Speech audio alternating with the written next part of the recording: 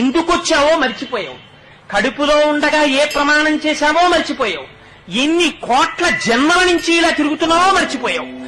మళ్ళీ నా వాళ్ళు 4 రూపాయలు సంపాదించాలని మళ్ళీ పట్టుకుని బయలుదేరావు. ఇంత సంపాదించి నువ్వు పట్టుకెళ్లేదేముందో చూపించు.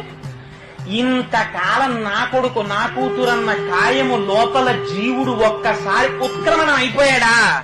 ఆ కొడుకొచ్చి నిలబడ్డా, కోడలొచ్చి నిలబడ్డా, కూతురొచ్చి నిలబడ్డా ఏమర్రా రెప్ప వెయ్యదు, మాట వినదు.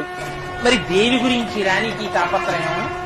ఇవన్నీ కాకుండా ఇంకొకటి ఉన్నది అన్న నమ్మకం నీకుందా? నీ ఊపిరి తీయిస్తున్నవాడెవరు? నువ్వు తిన్న అన్నాన్ని జీర్ణం చేస్తున్నవాడెవరు?